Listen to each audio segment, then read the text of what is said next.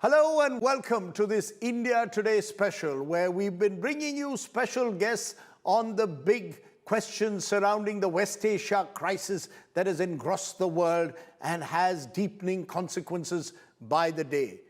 Today we are joined by a very special guest. Professor Vali Nasr is Professor of International Affairs at Johns Hopkins University, has just brought out a book on Iran's grand strategy, an extremely topical book that looks at the political history of Iran. The world's leading scholar, in a way, on Iran joins us. Thank you so much, Professor Vali Nasr, for joining me.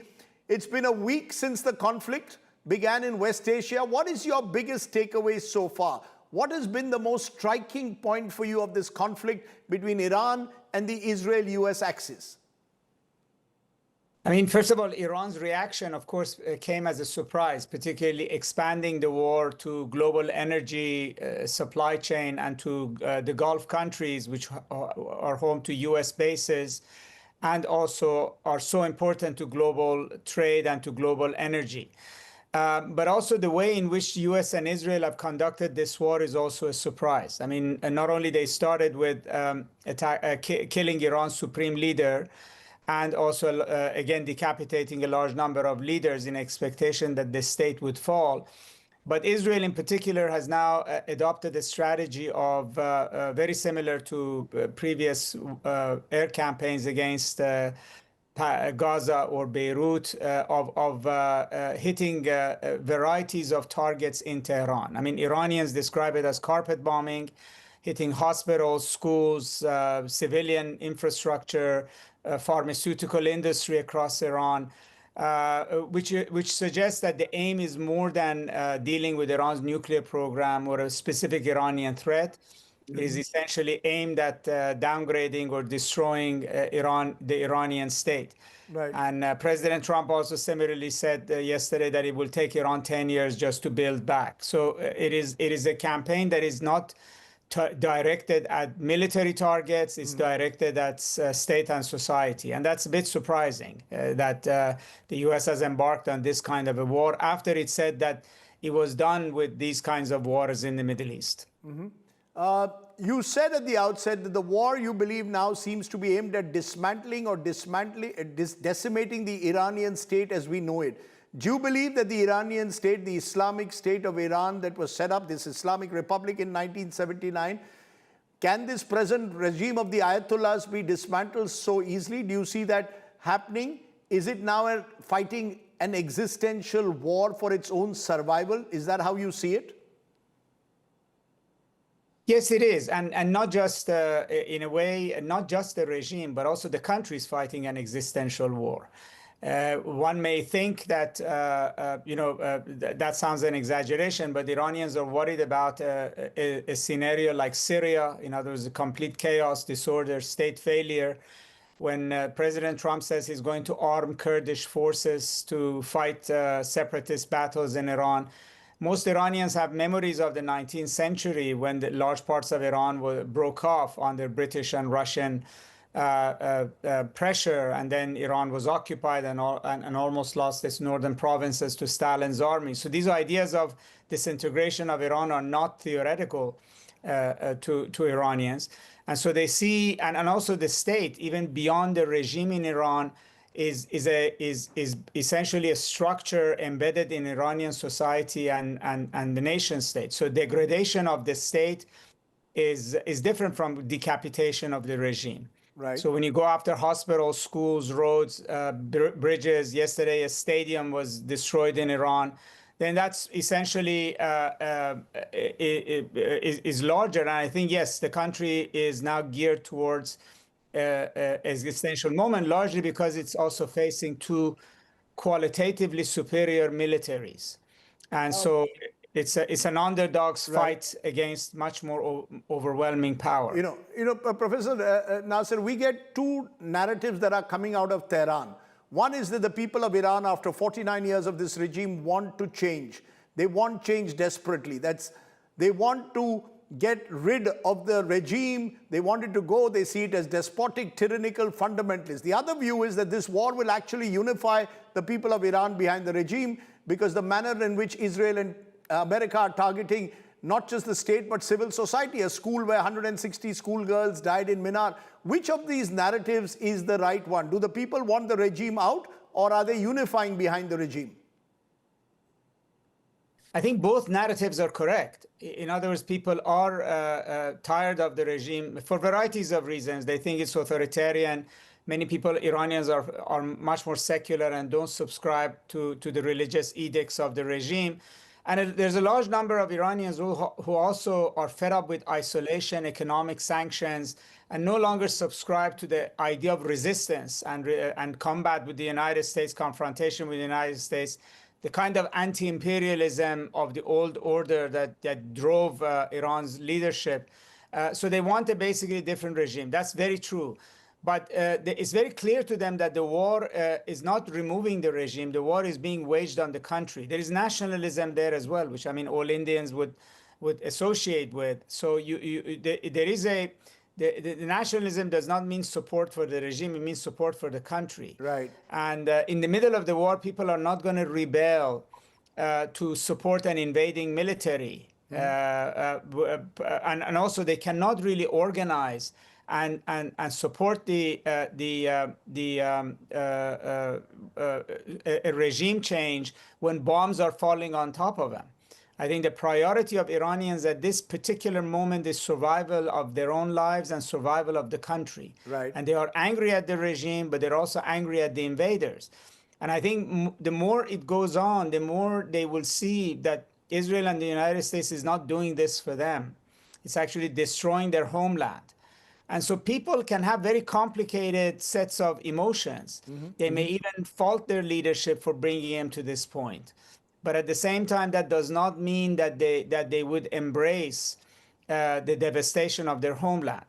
And yes, one day when the dust settles, then you'll see politics and where it goes from now. But in the middle of this fight, they are not looking at this as being a war being waged to liberate them. That doesn't look like it. The reason I asked you that, Professor Nasr, is because Donald Trump and even the Israelis from time to time are saying they expect the people of Iran now to rise against their government to safeguard democracy. Trump says he's given the people of Iran that opportunity. Do you believe that's rather fanciful to expect a people's uprising based on aerial bombings of a country? Yes, I think it is. I mean, first of all, there is no ready alternative to the Islamic Republic. It's not like there is a political party out there or an organization that can take over. And also, I mean, the devastation that the city of Tehran is being subjected to right now is not liberation. This is destruction. It's not destruction of only, headquarters of Revolutionary Guards or police instruments of suppression on the people. Hospitals are being destroyed. All aspects of economic and social lives of people are being destroyed. And at the same time, the Iranian people cannot organize to wage war against their government when bombs are falling on top of them. And yes, maybe one day they will, if depending on what comes out of this war, they will express their political feelings. But in the middle of this war, there is no, I don't believe there is any, credibility to what President Trump is calling on them for. But what do you then believe will come out of war? You've had Ali Khamenei, the supreme leader, being assassinated on day one of the war. Donald Trump claims he's taken out an entire range of Iranian leaders. So what comes next? A more moderate leadership or an even more extreme leadership? Does Ali Khamenei's son take over? What kind of regime would come in if this war goes on for weeks, dare I say months? It's very difficult to tell. I mean, without a doubt, the country being at war like this, which is struggling for its survival, usually the more military-oriented, the harder line views take over because they're the ones who are at the front of the fight. Moderation does not emerge in the middle of the war. It will emerge only after the war ends, and if there is a pathway for moderation after the war. So it all depends on what is left of Iran and what happens. But what is very clear now is that the regime is not falling. And even if you degrade it and kill a lot of its leadership, still what remains that is in terms of governing Iran, providing government services, as well as instruments of security and even oppression, are all still the Islamic Republic. So Israel and the United States have to do a lot more bombing before you actually really break the state. But then at that point, it becomes complete failed state, much like happened in Libya or in Syria. And the outcome of that is not is at a place where you cannot imagine a conversation about democracy or moderation. The struggle for survival does not go with liberalism. In a way. You're making a great point. You're saying there's a real threat that if this goes on for months, that Iran could break out into some kind of civil war, be seen as a failed state. Is that the real fear in a way that you have? Well, it is a real fear, even among the Iranians themselves. I mean, we saw what Israeli air power did in Gaza, or what continued bombing of this kind can do if it's sustained. And if people in a month's time cannot get medical care because there's no hospital, they cannot get medicine, you start with food shortages, supply chains of fuel, electricity, food, etc. break down. There's no telecommunications, there's no internet. And gradually the parts of the country can no longer be governed effectively from the center. Then that's a scenario that we've seen play out in the Arab world. Right. So yes, the prospect of it is always there. Although the Iranian state may be more resilient than the Libyan one, it may take a lot longer to bring it down. But the aim of the bombing right now seems to be that. The aim of the bombing is not just to destroy Iran's ballistic missile capabilities or nuclear capabilities, destroy its navy, kill its soldiers and commanders. It is a war that is being waged much more broadly against the entire Iranian society and state. But the Iranians have also hit back, Professor Nasr. They've tried to broaden the war into a regional theater, struck missiles, drones at UAE, Bahrain, Qatar. Some of them have landed as far as Azerbaijan. Are you surprised with this strategy? Does it show desperation or some kind of resilience of the Iranian army?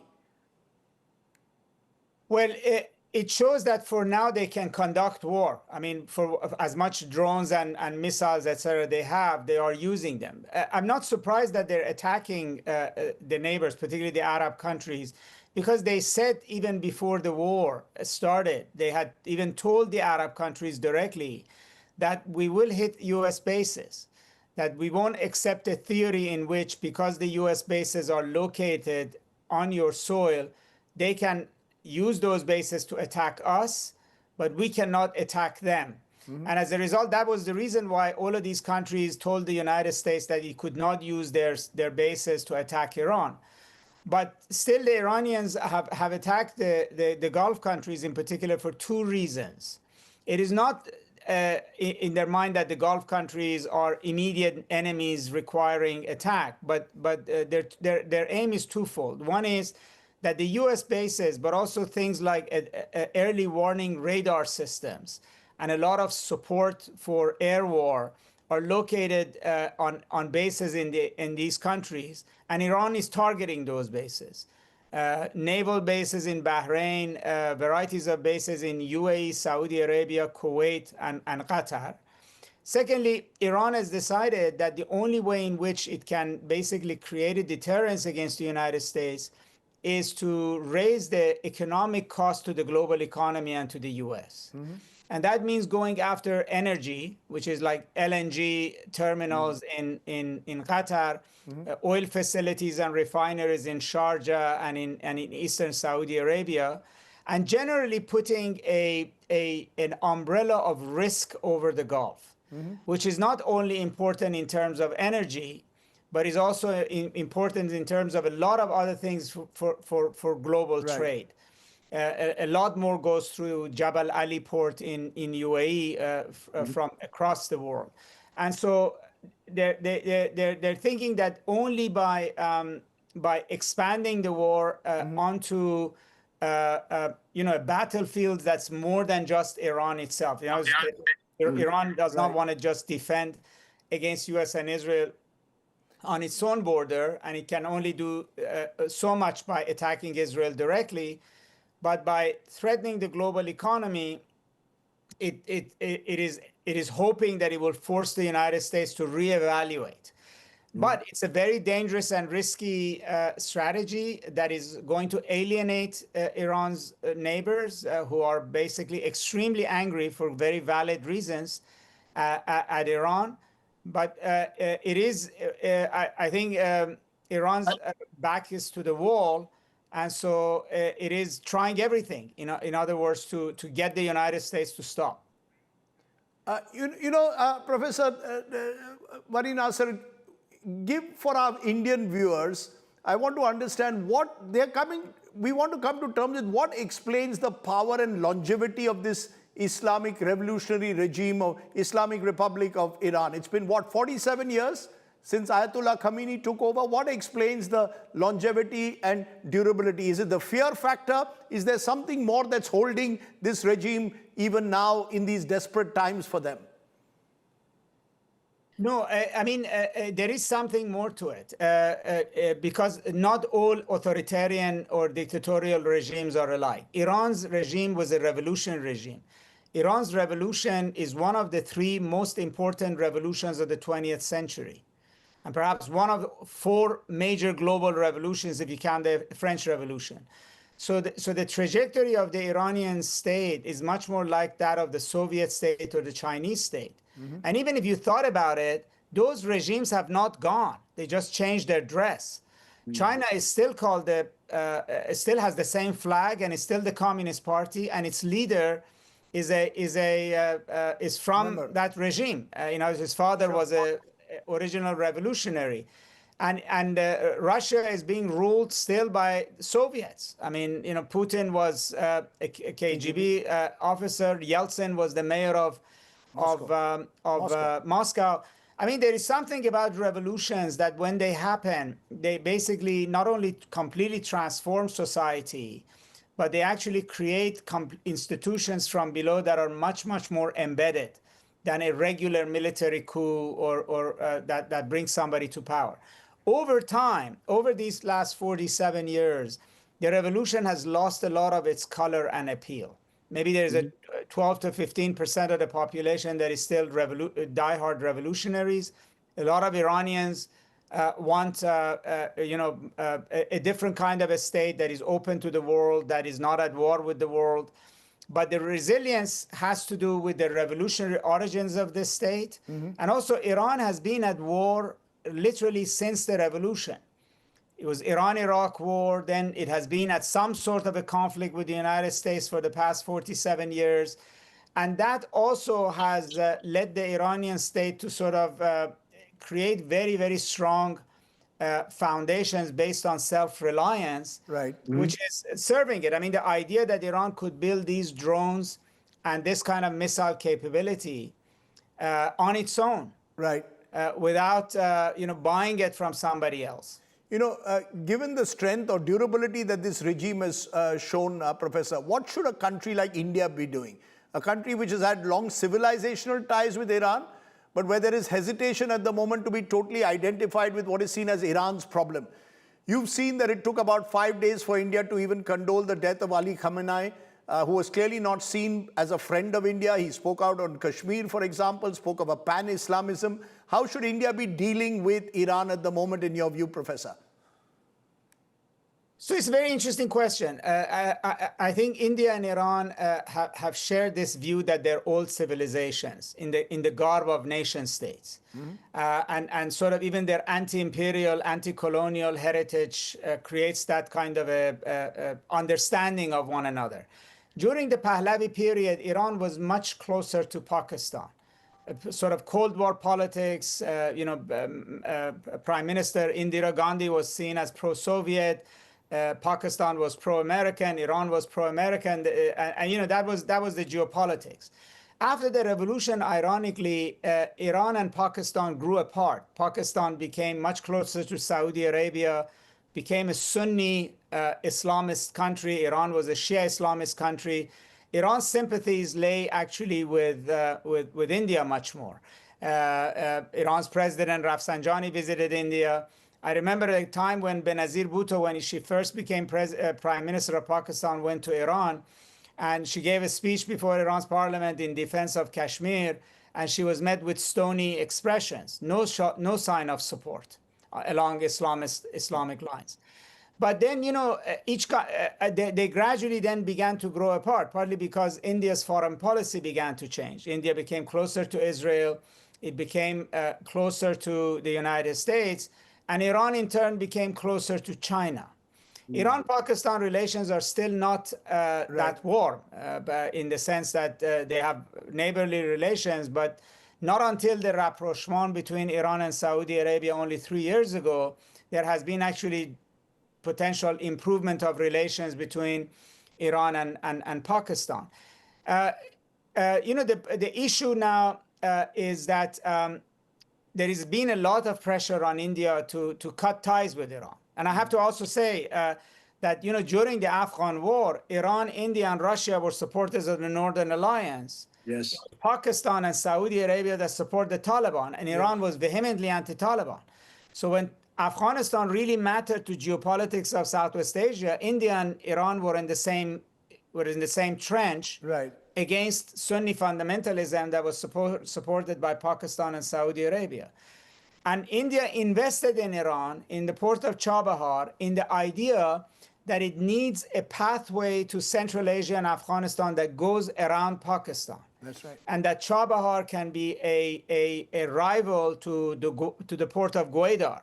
Right. But American pressure has forced India to abandon that project. And that has made Iran gradually more over-reliant on China. And this is less, I think, Indian policy, that is American policy, right, and European policy, which is basically try to isolate Iran. But this isolation of Iran from Europe and from India, both, has only made Iran basically more and more reliant on China as a market for its oil, and as a source for raw materials, technology, manufacturing, and everything. And I do believe it's a wrong strategy, because the West should have explored ways to disconnect Iran from China. If China is the really big issue for the U.S., needs it to invest in the Quad and all of that, it seems to me that it's incongruent to at the same time hand over Iran to China. But that's essentially what has taken place. Right. That in a way, this is the larger geopolitics of the region. Of course, India will follow its own national interest, but for India, it's important to look at Iran in terms of India's rivalry with China, and think of it that way, that Iran is a big prize, and right now China is gradually taking it over. Fascinating analysis you've given us, Professor. My final question, I know you're not a soothsayer, Professor Nasr, or you're just an academic, so if you look at Iran 3 months, or let's say a year down the line, what do you see the most likely scenario 1 year from now? I know 1 year is a long time in this Trumpian era, but what is the most likely scenario, Professor? No, it's true. I mean, there are only two scenarios for me. I mean, either that at some point the severe aerial bombing will pass a tipping point in which the state may collapse and you may have mayhem in Iran. And then either the mayhem like Syria can go on for a decade or more before it settles down, or that the United States has to have a plan about how it deals with the day after in Iran. And unfortunately, it doesn't. Neither Israel nor America have any plans with what happens if actually everything falls apart in Iran. So you basically are going to have an Iran that could look like Syria or Libya. Alternately is that the Islamic Republic at some level survives the war, largely because there's no alternative to it. So long as it maintains at least a residual degree of coherence, it will be the government of Iran. And then at that point, I think it will be a much more hardened, isolated government that is going to rule domestically with an iron fist, and will be hyper-nationalistic in terms of its approach to society and the outside. And it may resemble a scenario like Iraq after the 1991, the first Gulf War. right? That yes, it will be in a cage by Americans and Israelis, but it will be also, it still will be under the same kind of a political order. My final question, and a very quick answer, Professor, to this. You know Iranian society and politics better than anyone else. What is the most distinctive feature you believe about Iranians that Indians perhaps should know? Well, the most distinctive thing, I think the Indians can look at themselves and see a lot of Iranians in them, although there's a great deal of difference in their cultures. But Iran is also a very, very complicated, diverse culture, just like India is. And also is a civilization in the garb of a nation state. And much like Indians who think of their history in millennia terms, like 5,000 years, 7,000 years, Iranians think of themselves the same way. And much like, in a way, yes, current government is very different from India's. Recent political history is very different from India's. But to understand the essence of Iranian society and how it sees itself, India doesn't need to look too far. It can actually understand the way Iranians think and feel, and what does Iranian nationalism mean to them, culture, arts, religion, history. Wonderful broad overview of Iran society, its politics. I really appreciate you joining us and trying to make sense of just why Iran finds itself at the moment at the crosshairs of this ever-escalating conflict. Vali Nasr, just one of the many special guests that we are getting you here in our continuing coverage on India Today of the West Asia War. Thanks for watching. Stay well, stay safe. Namaskar.